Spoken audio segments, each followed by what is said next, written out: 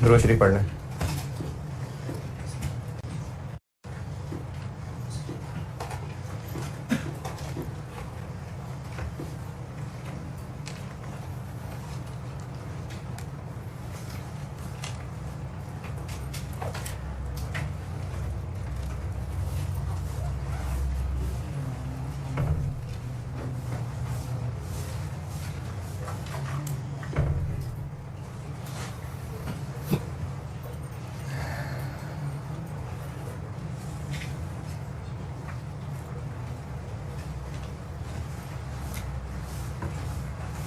सवाल लिया था क्वेश्चन नंबर 11।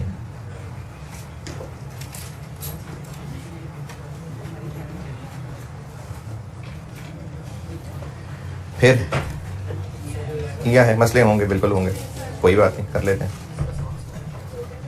हाँ चलो बढ़िया। चलें, जो जो मसले मुझे लगता है मैं बता देता हूँ, और आपने भी उसके अलावा पूछने हो तो बिल्कुल पूछिए। एसओसीआई वाले चैप्टर का question number 11, page 430, question number 11। Point number 1 में फेयर वैल्यू है ब्रांड की, और उसको गुडविल की वर्किंग में ले आएंगे, और उसके बाद उसकी लाइफ दी हुई है तो उस पर अमॉर्टाइजेशन चार्ज हो जाएगी। ये तो नॉर्मल सा पॉइंट था। इनकम स्टेटमेंट और बैलेंस शीट दोनों बनानी थी। ट्रायल का सवाल था, तो ट्रायल के लिए आपको पहले वही इनकम स्टेटमेंट की फिगर्स बनानी पड़ेंगी, और उनको रिटेन अर्निंग में ऐड करेंगे तो वो क्लोजिंग जैसे पिछले 2 सवालों में किया। और एक्विजिशन को गुजरे हैं 8 महीने जी, 8 महीने। तो ट्रायल की फिगर में 4 महीने वाला प्रॉफिट ऐड कर लें तो एक्विजिशन डेट की रिटेन अर्निंग बन जाएगी। उसके अलावा गुडविल में मुझे कोई मसला नहीं लगता, एक ही चीज थी गुडविल में। चल ठीक है। पॉइंट नंबर 2 समझ लें। ओएल यानी कि पेरेंट यूएल को मैनेजमेंट सर्विसेज देता आ रहा है, और हर महीने 2.5 मिलियन रुपए की सर्विसेज देता है। अच्छा, पहले देखते हैं सही क्या होता है।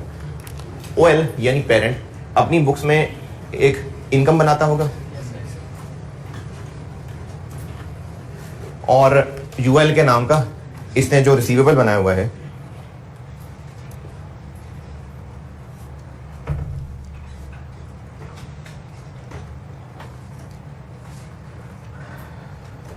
जो कि उसका करंट अकाउंट कोई नहीं नजर आ रहा,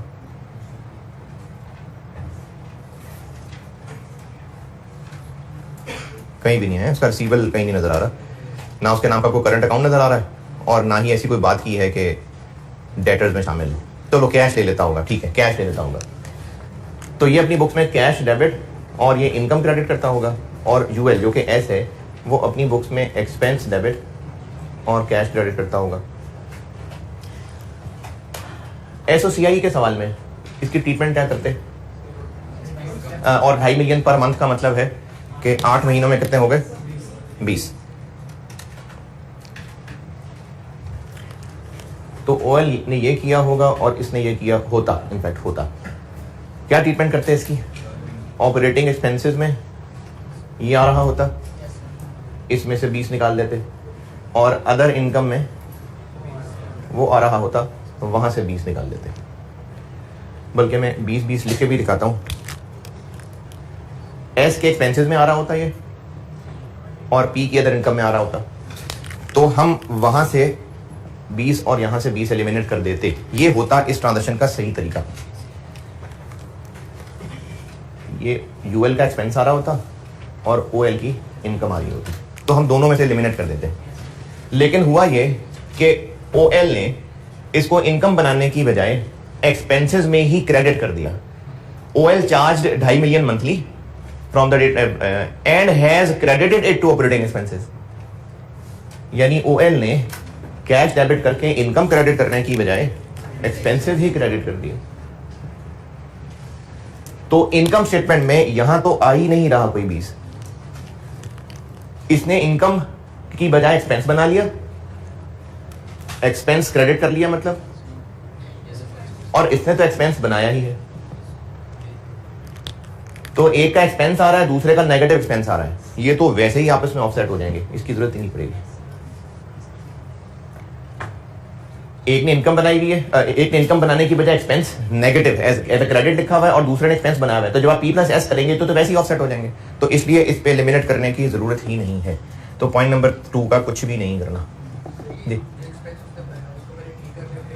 अच्छा चलो ठीक है, यहाँ पर पहले 20 ले आए और यहाँ ऐड कर दें 20, ये कह रहे कि लेस कर दें, प्लस ही करेगा ना क्योंकि क्रेडिट किया हुआ है, फिर एलिमिनेट कर दें, ठीक है कर दें। पॉइंट 2, पॉइंट नंबर 3, ये वो मशीन बेचने वाला है लेकिन इसमें कैलकुलेशंस इस तरह देखनी पड़ेंगी कि यूएल ने ये खरीदी कब थी, 2013 1 अक्टूबर को। यूआरपी या प्रॉफिट तो तब निकालें जब पहले हम 1 अक्टूबर 15 की बुक वैल्यू तक पहुंचे। तो यूएल ने ये मशीन बेची है 24 की, लेकिन उसकी बुक वैल्यू निकालने के लिए पहले इसको डेप्रिशिएट करना पड़ेगा। यूएल ने बेची है कितने, 24 की, जबकि यूएल की बुक्स में 26 का एसेट कितना सा गुजर गया और यूजफुल लाइफ क्या थी, 1 साल का 2.6, 2 साल 20, तो प्रॉफिट कमाया इसने 3.2, ये कमाया प्रॉफिट। इस प्रॉफिट को अदर इनकम से लेस करते, अभी आखिरी सेंटेंस नहीं बताया, अदर इनकम से लेस कर देते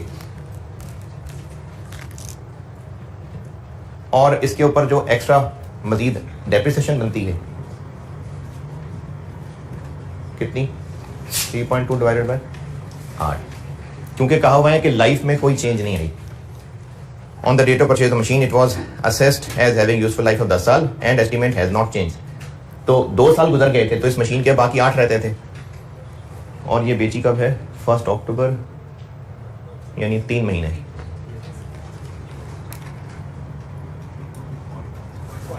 पॉइंट 1। अब इसकी सही ट्रीटमेंट ये होती कि इस 3.2 को profit on disposal other income से निकालते और ये जो टेस्ट डेप्रिसिएशन है इसको इधर एक्सपेंसेस में ऐड लेस कर देते। ये इसकी सही ट्रीटमेंट होनी चाहिए थी। और बेचा है यूएल ने, तो यहां भी और एनसीआई की वर्किंग में एस के पैट में से भी, यूएल एस है ना, तो यहां भी और एनसीआई की वर्किंग में एस के पैट में से भी, और बैलेंस शीट का सवाल करते हुए यूआरपी 3.1, एस की रिटेन अर्निंग से लेस और पीपी से लेस, ये होना चाहिए था।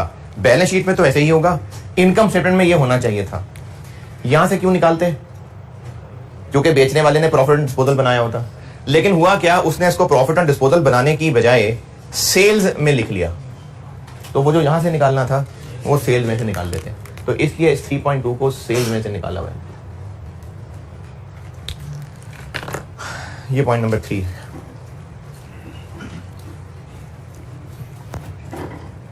जी पॉइंट नंबर 3 में और कोई मसला तो बताएं।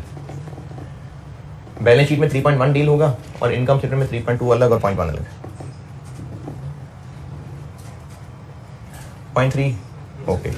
पॉइंट नंबर 4, बैलेंस शीट से रिलेटेड इसमें यूआरपी है और 30 मिलियन है, इनकम स्टेटमेंट से रिलेटेड यूआरपी भी है और इंटरकंपनी सेल भी है। पॉइंट 4 में लिखा हुआ है other intercompany transactions during the year. इस सेंटेंस से ये अजम्पशन ली जा रही है कि ये पूरे साल की सेल्स नहीं है, वरना ये भी अजम्पशन हो सकती थी कि ये एक्विजिशन के बाद बेची हुई चीजें, लेकिन ज्यादा वीक अजम्पशन होती, तो बेहतर यही है कि ड्यूरिंग द ईयर, तो ये पूरे साल का 60 मिलियन और 30 मिलियन दिया हुआ है। तो जब हम कंसोलिडेशन कर ही 8 महीने की रहे हैं तो एलिमिनेट भी ये 8 महीने की सेल, 30 भी और 60 भी, पी ने जो एस को बेची वो भी और जो एस ने पी को बेची वो भी। यूआरपी की अमाउंट निकालने में कोई एतराज होना भी नहीं चाहिए, शर्म करें अगर यूआरपी में एतराज है तो। उस यूआरपी की ट्रीटमेंट क्या है, जो अकॉर्डिंगली ट्रीटमेंट थी वो हो गई।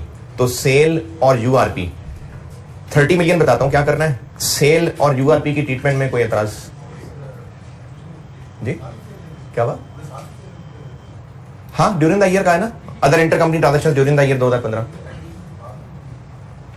ऐसा कुछ लिखा नहीं ना जिसमें, अगर आपको लगता है कि एक्विजिशन के बाद की है तो आप नोट लिखें कि हम अज्यूम कर रहे हैं कि ये दी ही एक्विजिशन के बाद की है। कोई नाम वाला मसला थोड़ी है। तो कर दे सेल, तो क्या है इसमें, तो सेल कर रही होंगी इससे पहले भी। 30 मिलियन बताता हूं। ये जो चीजें बेचते थे एक दूसरे को, पॉइंट नंबर 4 कर रहा हूं डिस्कस। तो अच्छा, दोनों एक दूसरे को चीजें बेचते हैं, खरीदते हैं, तो कोई एक नेट रिसीवेबल पेबल ही आ रहा होगा। यानी ऐसा नहीं होगा कि ओएल की बुक्स में यूएल का रिसीवेबल अलग आ रहा होगा, पेपर अलग आ रहा होगा कोई नेट ही। अब वो जो नेट था वो भी खत्म हो गया। कैसे पता? UL settled the intercompany balance, तभी ऊपर बैलेंस शीट में कोई भी इंटरकंपनी बैलेंस नहीं है इनका। UL settled the intercompany balance, settle कर दिया 30 मिलियन का चेक देके। अच्छा, यूएल ने जब पैसे दिए तो यूएल ने अपना रिसीवेबल खत्म कर दिया होगा, सॉरी पेबल खत्म कर दिया होगा, और पैसे दे दिए तो बैंक क्रेडिट। लेकिन ये पैसे ओएल तक नहीं मिले थे तो आप पहुंचा लें बैंक डेबिट रिसीवेबल क्रेडिट। और चूंकि ये सेटल हो गया तो अभी मजीद कोई इंटर कंपनी है ही नहीं जिसको एलिमिनेट करना, तो बैंक डेबिट और रिसीवेबल क्रेडिट। ये था जी क्वेश्चन 11 जी। किसका शेयर लिया हुआ है?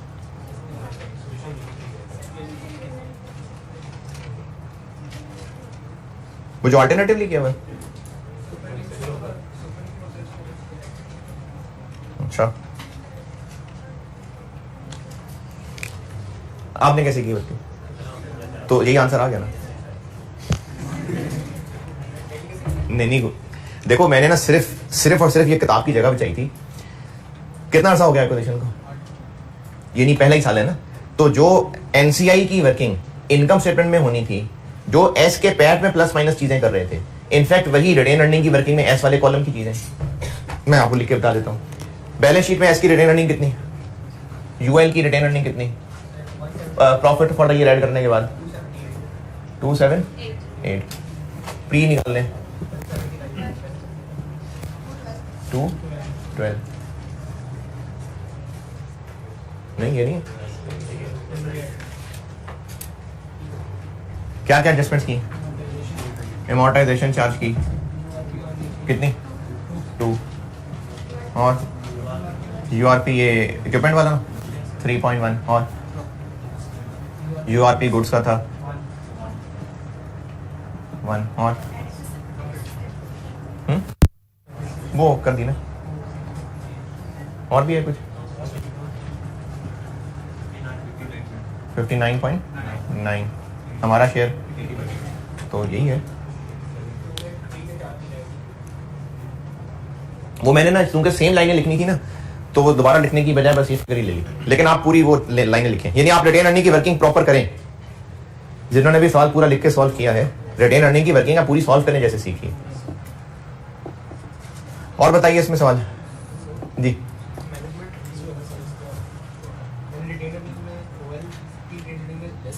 क्यों यार, तो खत्म कर दी बैलेंस शीट। एक दूसरे से कोई इनकम एक्सपेंस कमाना तो मसला नहीं है, बैलेंस शीट में तो कोई मसला ही नहीं है, तो फिर सेल्स भी रिवर्स कर देते रिटेन अर्निंग से।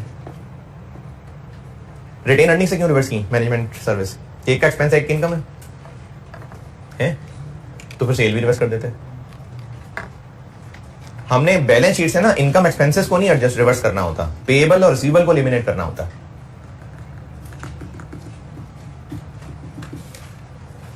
क्वेश्चन 11, चलो ठीक है जी, क्वेश्चन 11 डन।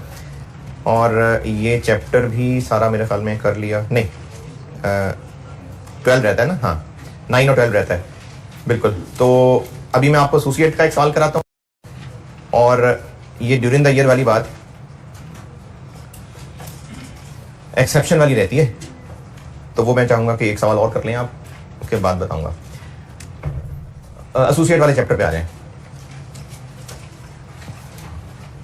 एक सवाल करता हूं बोर्ड पे,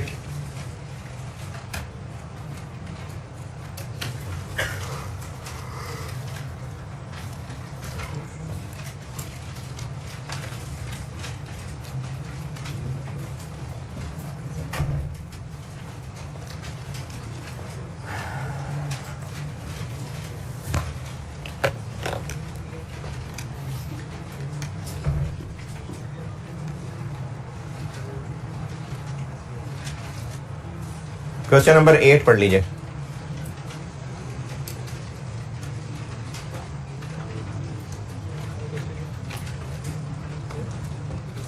जी, एसोसिएट वाले चैप्टर में क्वेश्चन 8 पढ़ ले, मैं करता हूं बोर्ड पे।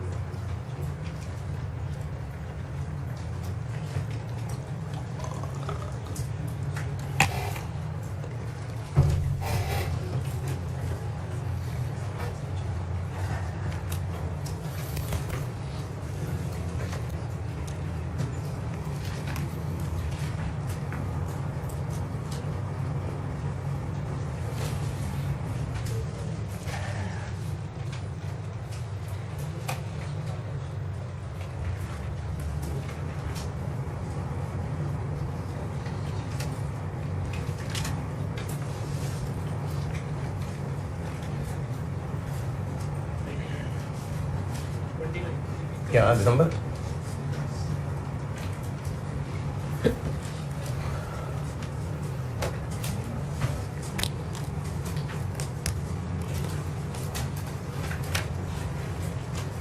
सेल्स, कौन सा सेल्स? जीपी आगे।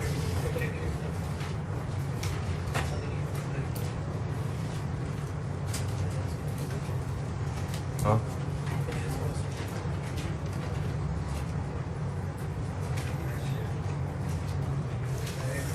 एक लाइन एसोसिएट की। अच्छा, टैक्स है जी, तो प्रॉफिट काफी है। ये लाइन छोड़िए एसोसिएट की। ओसीआई है नीचे है। और ये जो कल कहा था कि बेहतर है कि आप वर्किंग बना लें। Sales, cost of sales, operating expenses और अदर इनकम।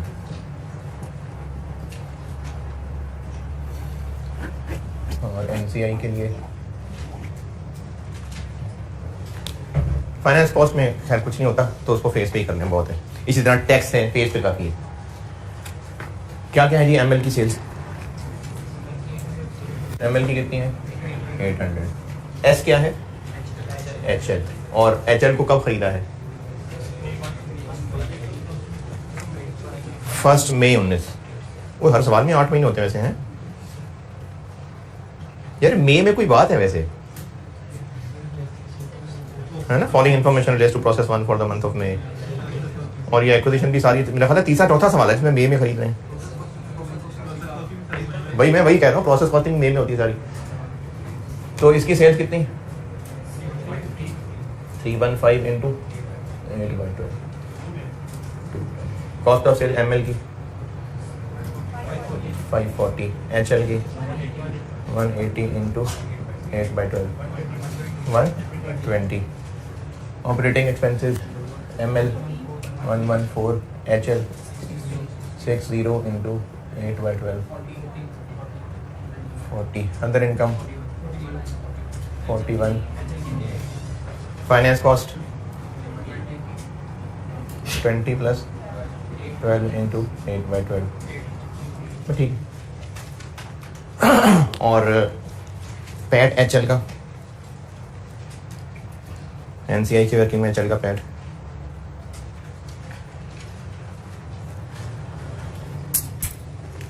ट्रायल है ना, तो ट्रायल से कैलकुलेट करते हैं कितना? 225 और 8/12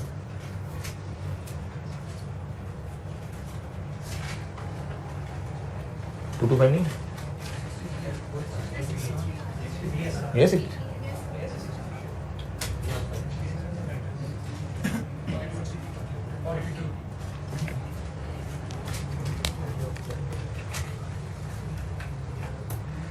चलें, ठीक है जी, हो गया मैदान तैयार।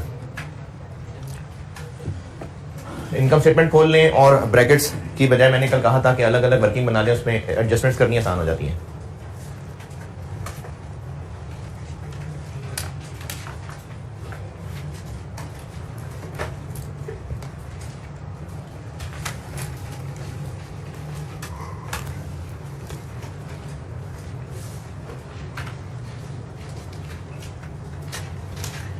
लाइन तो कल छोड़ी थी, अब तो पता ही है क्या लिखना है।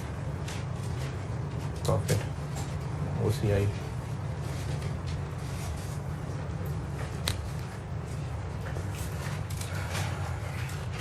जी, यहां तक पहुंचे, फिर शुरू करते हैं सवाल। इनकम स्टेटमेंट का सवाल है, गुडविल की वर्किंग करनी है कि नहीं? क्यों? हाँ, हो सकता है नेगेटिव हो, लेकिन ये तो तब जरूरत पड़ती है देखने की अगर पहला सवाल हो, पहले साल का सवाल हो। तो हाँ, पहले साल का सवाल तो है। अच्छा, उसके अलावा सवाल पढ़ के कोई और रीजन लग रहा हो? पॉइंट नंबर 4, पॉइंट 4, 10% की इंपेयरमेंट है। तो किसका 10%? गुडविल निकालेंगे तो 10% निकलेगा ना, तो इसके गुडविल की वर्किंग भी करनी पड़ेगी। सवाल बेशक एसोसिएट का है, लेकिन गुडविल की वर्किंग भी करनी पड़ेगी। एसोसिएट की भी करनी पड़ेगी। क्यों? वो तो काफी पहले खरीदा था, अगर उसका भी पहला साल होता तो उसकी भी हम जरूर करते। तो सब्सिडरी की गुडविल की वर्किंग भी।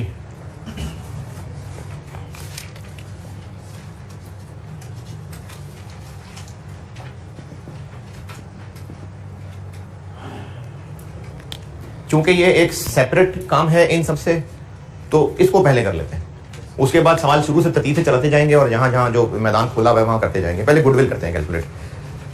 HL को खरीदते हुए पैसे दिए थे दो तरह के, एक बिल्डिंग दी थी और एक शेयर इशू किए थे।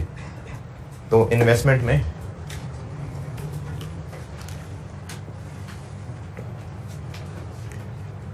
बिल्डिंग कितने की लिखूं? 226, क्योंकि फेयर वैल्यू पे लिखनी है। और शेयर्स 16 मिलियन, कितने से मल्टीप्लाई करूं? हमने गुडविल की वर्किंग करनी होती है एक्विजिशन डेट के हिसाब से। तो जो हम शेयर इशू कर रहे हैं उनकी भी कब की फेयर वैल्यू? Acquisition date. बेशक शेयर इशू करते करते महीना लग जाए, लेकिन हमें यहां 30 यूज करना है। 480 NCI फेयर वैल्यू पे है कि प्रोपोर्शनेट पे है? प्रोपोर्शनेट पे है।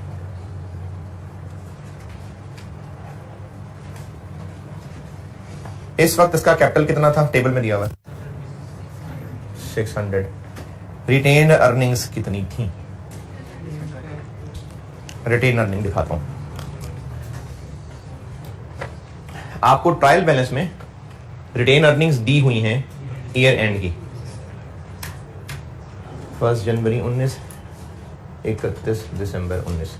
अच्छा, अब इसमें मेरा सवाल यह है कि ट्रायल में 31 दिसंबर की रिटेन अर्निंग कैसे आ गई, अभी तो इनकम एक्सपेंसेस आ रहे हैं। तो ये ट्रायल नहीं है, ये ट्रायल थोड़ी है। इन्होंने आपको बेशक इनकम स्टेटमेंट की शक्ल बना के नहीं दी हुई, बस 2-4 लाइनें लिख के दे दी है। ट्रायल थोड़ी है। ट्रायल तो तब होता जब डेबिट क्रेडिट साइड होती, उसका टोटल टैली कर रहा होता, फिर ट्रायल होता। तो ये ट्रायल नहीं है। इसलिए रिटेन अर्निंग उसने ईयर एंड की दी है, तो ठीक है, दे दी ईयर एंड की रिटेन अर्निंग उसने। तो इस दिन की रिटेन अर्निंग है एचएल की 322। एक्विजिशन डेट है इधर, हमें यहां तक पहुंचना है, तो उल्टा आना पड़ेगा। अब इस साल के दौरान जो प्रॉफिट कमाया उसका टुकड़ा तो हमने ऑलरेडी कर लिया हुआ है। 63 में से इधर टुकड़ा है 42, लेकिन डिविडेंड भी है, और डिविडेंड के बारे में कहा है कि उसने रिकॉर्ड ही नहीं किया था। पॉइंट नंबर 5, 15 अगस्त को एचएल, अच्छा केएल भी है लेकिन मैं भी एचएल की बात कर रहा हूं, पॉइंट नंबर 5 पढ़ रहा हूं। 15 अगस्त को एचएल ने 5% डिविडेंड दिया था। ऐसी कोई बात लिखी है कि एचएल ने इसकी काउंटिंग नहीं की थी? तो की थी। तो ये भी तो इधर ही है, अगस्त 19 इधर ही है। तो इधर एक तो ये पैट है और एक डिविडेंड है 5%, 600 का 5% 30।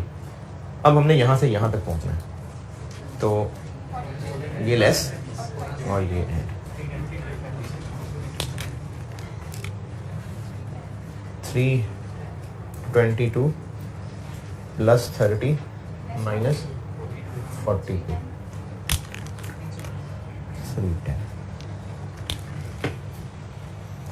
310 में कोई किसी को बुरा लगा?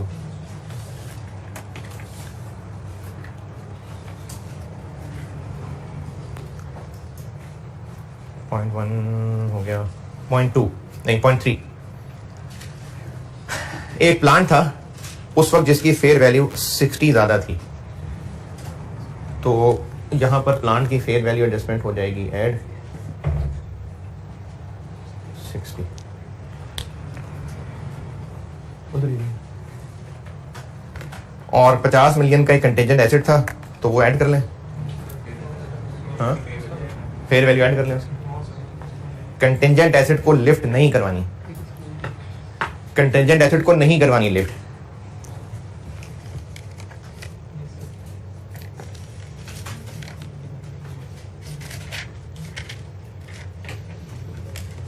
Page 363, page 363, last line.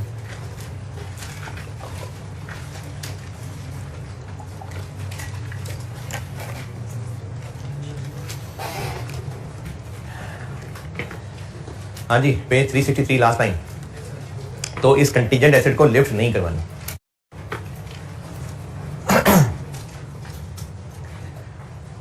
और बस 970 कितने परसेंट शेयर खरीदे? 60%, 582,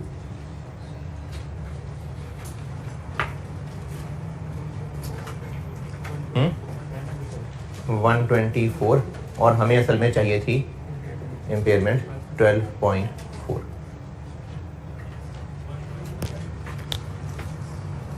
%10 इम्पेयरमेंट आ गई, ये चाहिए थी।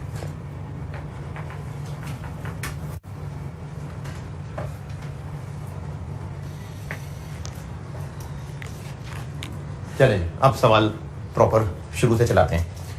मैदान सारा सजाया होना, तो बैलेंस शीट में भी आपको ये रिकमेंड किया हुआ है कि बैलेंस शीट बना दें, ब्रैकेट खोल लें और जो 2-3 वर्किंग्स हैं वो खोल लें।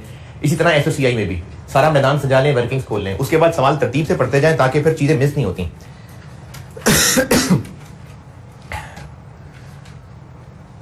और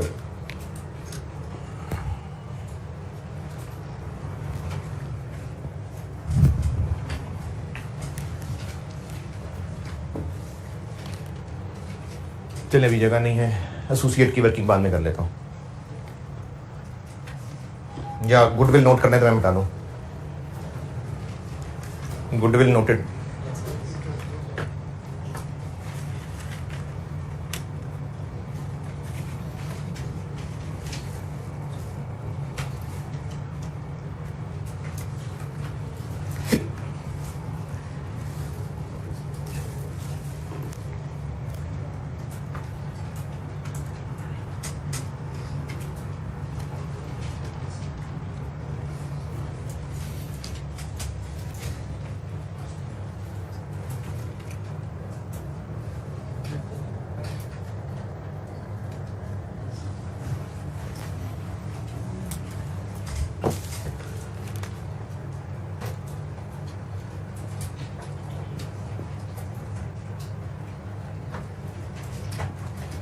ये वो share of profit from associate वाली बात। चलें जी, पॉइंट नंबर 1 हो गया। पॉइंट 2, इनकम स्टेटमेंट का इससे क्या ताल्लुक है? पॉइंट नंबर 2, पहला बुलेट पॉइंट, पी ने जो बिल्डिंग ट्रांसफर की थी वो ट्रांसफर करना, उसने एंट्री ही जो की थी ना पी ने, वो उसने इन्वेस्टमेंट डेबिट और बिल्डिंग क्रेडिट कर ली थी। क्या रहेगा अमाउंट पे? 150 पे। पॉइंट नंबर 2, पहला bullet point, the disposal of building has been recorded at carrying value, जबकि होना क्या चाहिए था? ये डेबिट होनी चाहिए थी 226 और फिर एक प्रॉफिट ऑन डिस्पोजल आना चाहिए था 76। तो फिर क्या करें हम? आप रिकॉर्ड कर लें। इन्वेस्टमेंट तो चलो हमने गुडविल कर ली ना, और क्या करें? ये जो गेन ऑन डिस्पोजल पी ने रिकॉर्ड नहीं किया हुआ, ये अब रिकॉर्ड कर लें।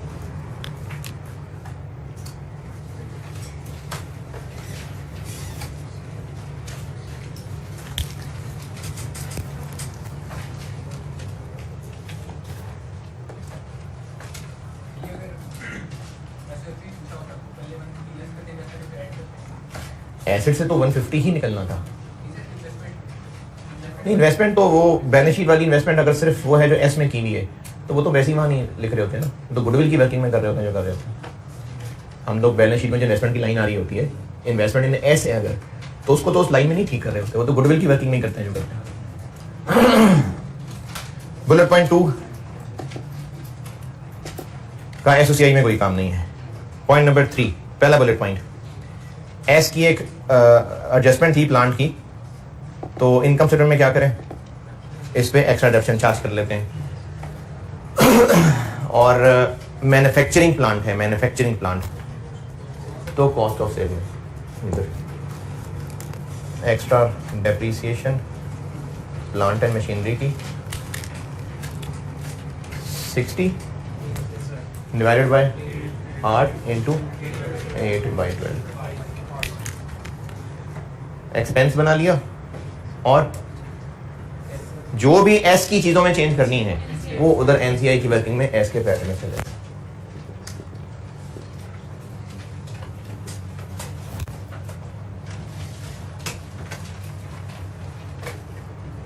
फेयर वैल्यू एडजस्टमेंट पे extra deduction for the year expense बनाया और इधर से लेस कर दिया। Bullet point 2, point number 3 bullet point 2, कुछ भी नहीं करना। पॉइंट नंबर 4, गुडविल की इंपेयरमेंट है, तो एक्सपेंस बना लेते हैं।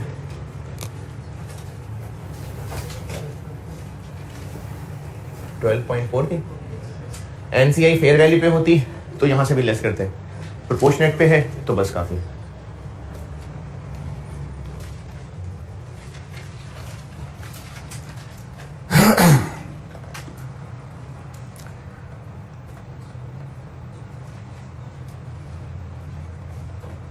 पॉइंट नंबर 5,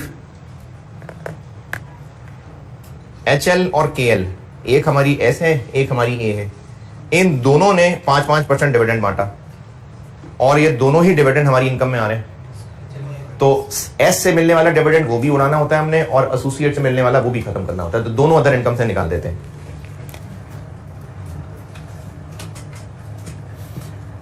HL से कितना मिला था हमें?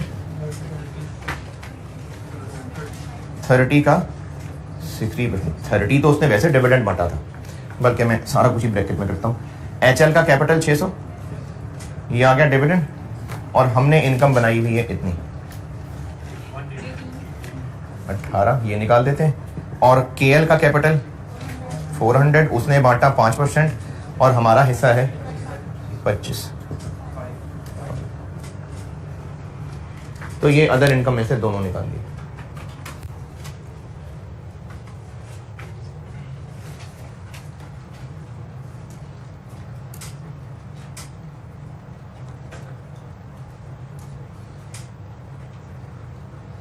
जी जी, KL क्यों निकाला है? एसोसिएट का डिविडेंड, एसोसिएट से जो डिविडेंड मिला है, ये कल आखिरी एडजस्टमेंट शायद ये बताई थी, तो उसको भी हम अदर इनकम से निकाल देते हैं।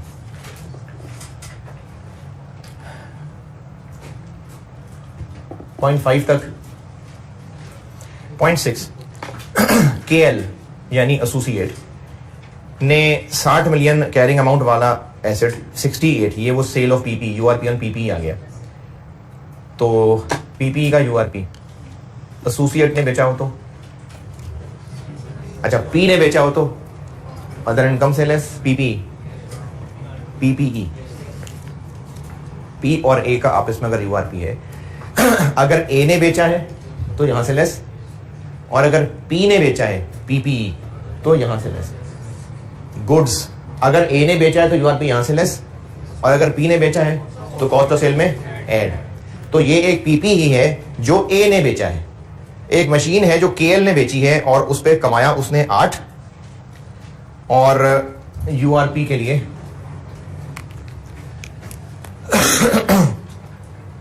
अच्छा केएल का पैड कितना, केएल का पैड कितना,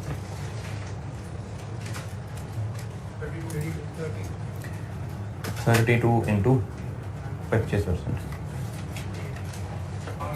8।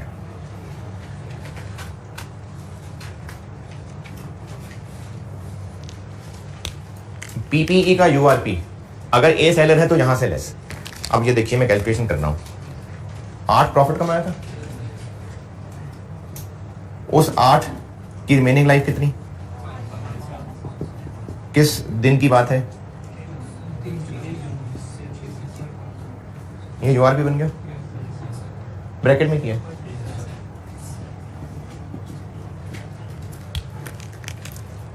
Profit minus access depreciation, URP 25%।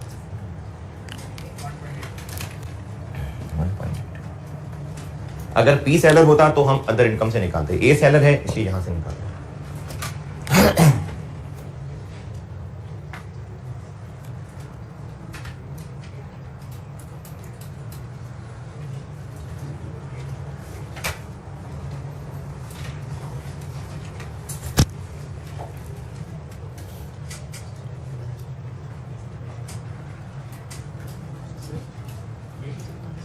क्या माइनस किया, एसोसिएट ने पीपी बेचा और 8 का प्रॉफिट कमाया। हम यूआरपी निकालने के लिए इसमें से पहले डिडक्शन लेस करते हैं ना,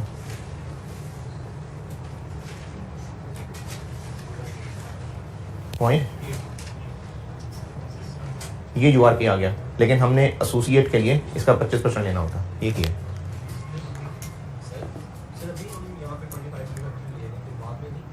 बाद में कब, वो छोड़े, ये जिस तरह सिखाया वो है वो मैंने वो मुख्तलिफ शक्लें भी दिखाने के लिए, कैसे कर लें तो क्या, ऐसे कर लें तो क्या, ऐसी मुख्तलिफ वैरायटियां दिखाने के लिए। Point number 6 done. Point number 7, अच्छा पॉइंट नंबर 7 में जो किया ना वो ये कि कंसोलिडेशन के सवाल में कंसोलिडेशन तो है ही है, हो सकता है वैसे ही कोई एरर वगैरह बताया कि जी ये during the year account for नहीं किया था, फलाना आईएस नहीं लगाया था, तो वो भी साथ मिक्स होकर टेस्ट हो सकता है। जैसे कंसोलिडेशन तो हो गई, हो सकता है सवाल में लिखा हो कि पेरेंट की, इसमें तो खैर पेरेंट नहीं एस और ए है, लेकिन पेरेंट की हो सकता है कोई अपनी इंटरनल अकाउंटिंग का एरर बताया हो। हम तो एडजस्टमेंट्स करते हैं जो कंसोलिडेशन की एडजस्टमेंट्स हैं, इसमें सवाल में कोई एक आधा आईएस का पॉइंट हो सकता है टेस्ट, हो सकता है सवाल में आपको एक पॉइंट लिखा मिले कि पेरेंट की एक इन्वेस्टमेंट प्रॉपर्टी थी जिस पे उसने फेयर वैल्यू मॉडल लगाना था, लेकिन अभी उनसे वो मॉडल लगना भूल गया, गलती हो गई है। अब ये कोई कंसोलिडेशन एडजस्टमेंट नहीं है, बीच में एक आधा पॉइंट किसी आईएएस का टेस्ट हो सकता है इस तरह से। तो ये जो पॉइंट नंबर लास्ट है, पॉइंट नंबर 7, इसमें कहानी ये है कि एक कंपनी थी जेएल, जज्बा लिमिटेड, उसके शेयर्स टोटल थे 20 मिलियन। इन 20 मिलियन में से 4 लाख केएल ने खरीदे और 6 लाख एचएल ने खरीदे। तो जेएल इसका एसोसिएट बन गया। 20 मिलियन में से 6 लाख इसने लिए नहीं। तो ये इन दोनों की बस सादी सी IFRS 9 वाली इन्वेस्टमेंट। अगर इसने कुछ 7-8 मिलियन शेयर खरीदे होते फिर ये इसकी एसोसिएट बनती, लेकिन ये कॉम्प्लेक्स ग्रुप है, इसकी मुझे उम्मीद नहीं है FR2 में टेस्ट बनेगी। ये तो मामूली सी इन्वेस्टमेंट है। अब इस मामूली सी इन्वेस्टमेंट यानी IFRS 9 वाली इन्वेस्टमेंट की अकाउंटिंग ये होनी चाहिए थी कि इन्होंने इसके लिए फैसला किया है फेयर वैल्यू थ्रू OCI, लेकिन ईयर एंड के ऊपर एडजस्टमेंट करनी भूल गए। तो चलो हम कर लेते हैं। अब ये कोई कंसोलिडेशन एडजस्टमेंट नहीं है सच टेस्ट हुई भी, ये सिंपल एक IFRS 9 का पॉइंट दिया हुआ है और कहा हुआ है कि these investments have not been remeasured at year end. तो बस एक IAS की एक गलती थी जो अब हम ठीक कर लेते हैं। तो ये कोई कंसोलिडेशन एडजस्टमेंट नहीं है, ये वैसी एक IAS का पॉइंट टेस्ट हुआ हुआ है। तो इन दोनों ने ही अपनी इन इन्वेस्टमेंट्स को फेयर वैल्यू थ्रू OCI पे रखना है, लेकिन अभी ईयर एंड पे इसकी अकाउंटिंग नहीं की हुई। तो अब कर लेते हैं। क्या क्या चाहिए इसके लिए? IFRS 9 आ गया वो कि इनिशियली कितने पे रिकॉर्ड किया था, क्योंकि अभी 15 दिन 1.5 महीना पुरानी बात है, और अब ईयर एंड की फेयर वैल्यू कितनी। अच्छा, इनिशियली कितने पे रिकॉर्ड किया था? फेयर वैल्यू थ्रू OCI वाला एसेट हो तो fair value plus transaction cost, और ईयर एंड पे कितने का है ये शेयर? 138। तो इसमें हमने ये IFRS 9 की एडजस्टमेंट करनी है, ये कंसोलिडेशन एडजस्टमेंट नहीं है, वैसी बस एक IFRS 9 का पॉइंट टेस्ट हुआ है। चलें कर लेते हैं।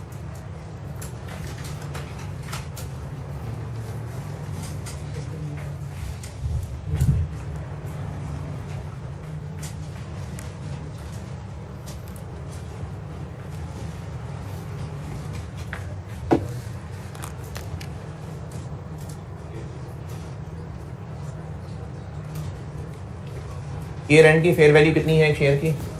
138, जबकि इनिशियल मेजरमेंट कितने पे की गई थी? 150 प्लस ट्रांजैक्शन कॉस्ट 153। तो लॉस 15 का हो गया लॉस। अब चाहे गेन हो चाहे लॉस हो, फेयर वैल्यू थ्रू OCI है तो फेयर वैल्यू थ्रू OCI है, और ये लॉस है जो OCI में जाएगा। ये तो हो गया पर शेयर।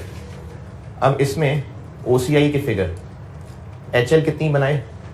जितने शेयर्स उसके पास हैं, 15 का लॉस इनटू शेयर्स कितने उसके पास? 6 लाख, 9 मिलियन का लॉस। और KL के पास कितने शेयर्स हैं?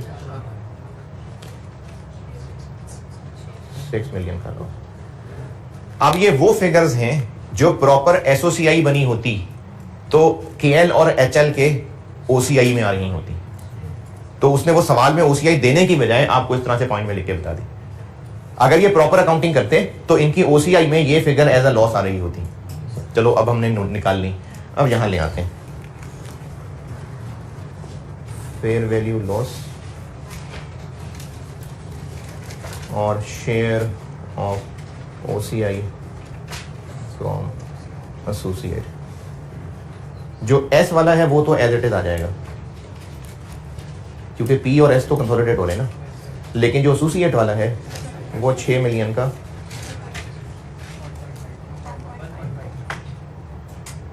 ये OCI है जी।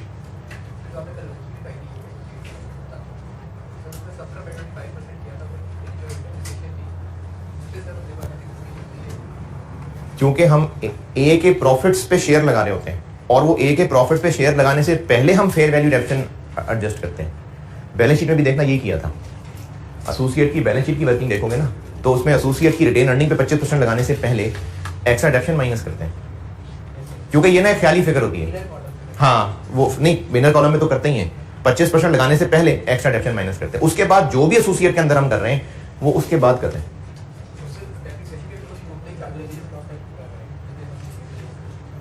Extra depreciation fair value adjustment assets की वो हम एक एक्सपेंस के तौर पे उसको चार्ज करते हैं।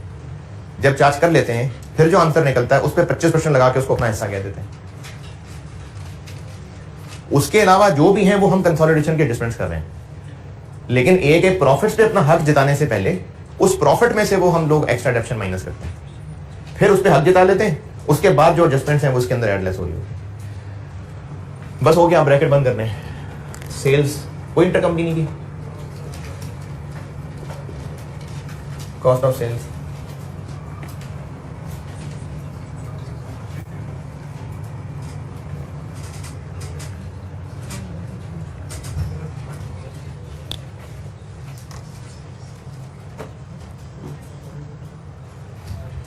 जी 166.4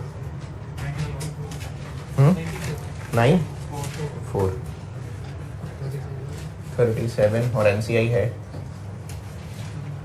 40%, 14.8।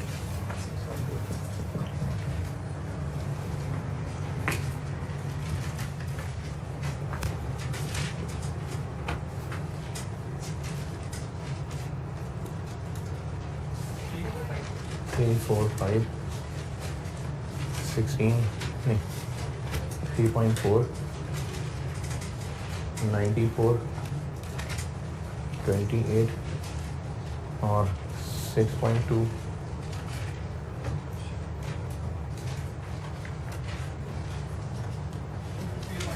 हम्म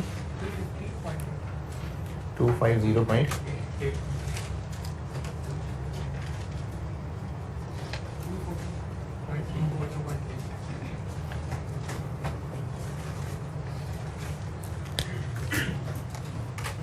जी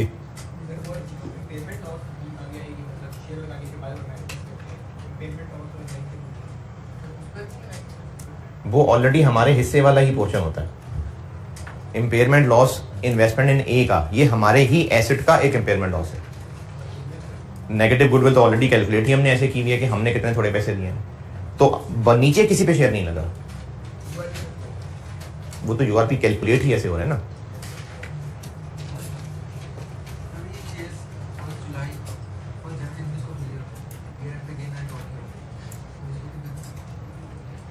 दोबारा बोले। हाँ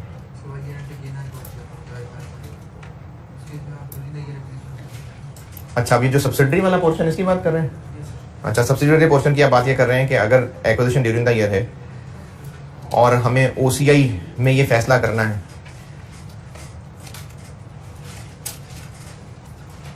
अगर सही हिसाब से देखा जाए ना, सही तरह, चलो ठीक है, ये भी अगर अच्छा भी, ये एक अगर सुन लें, सब्सिडरी के शेयर्स कब खरीदें? 1 मई को, और ये पोस्ट, ये प्री, हम लोग इन सबको 8/12 8/12 कर रहे होते हैं, ओसीआई को नहीं कर रहे होते। क्यों? क्योंकि होता ही ईयर एंड का काम है। अब सवाल ये है कि एस ने ये जेएल के शेयर्स खरीदे थे कब? 15 नवंबर को। अगर उसने ये पुराने कोई खरीदे होते, या कह लो 1 जनवरी को खरीदे होते, और ये शेयर उसने 138 का 1 जनवरी का खरीदा होता, 153 का,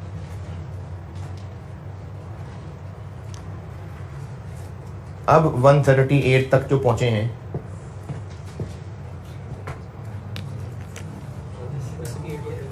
तो इस गेन को 8/12 लगाना है कि नहीं लगाना? 8/12 तो अभी नहीं लगाएंगे। हो सकता है सवाल में एक एक्स्ट्रा इंफॉर्मेशन होती कि आपको इस दिन की भी फेयर वैल्यू बता देता, यानी इस दिन की होती 142, तो यहां तक का प्री होता, गुडविल की वर्किंग में यूज होता, और ये पोस्ट होता जो यहां था।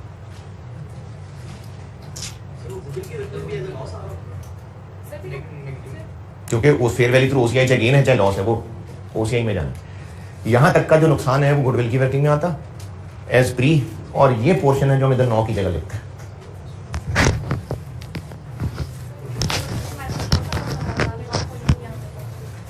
जो भी इसके बाद वाला है वो आ रहा होगा।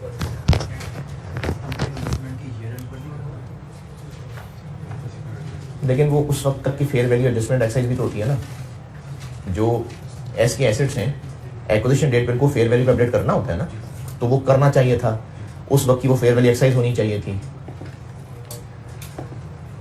बस ठीक है, हो गया सवाल।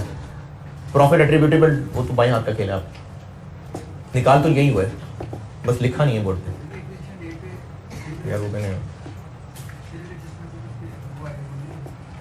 दोबारा बोले, यही जो बात करा था, यहां तक का जो 4 महीने का इंक्रीज डिक्रीज है ये वो फेयर वैल्यू एडजस्टमेंट में कवर हो जाता, क्योंकि एस के सारे एसेट्स को फेयर वैल्यू पे अपडेट करना होता, तो इसको भी करना होता, तो यहां तक का वहां कवर हो जाता, उसके बाद वाला इधर आता।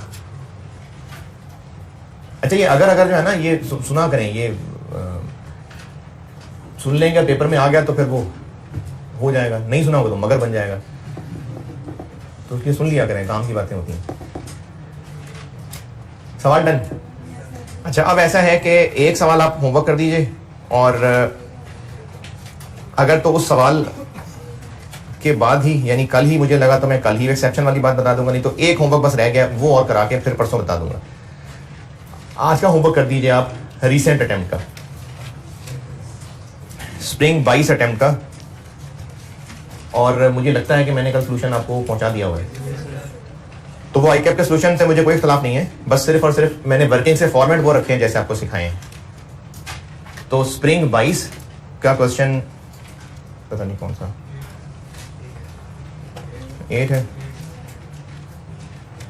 हाँ जी, स्प्रिंग 22 क्वेश्चन नंबर 8, ये एसोसिएट इनकम स्टेटमेंट का सवाल था,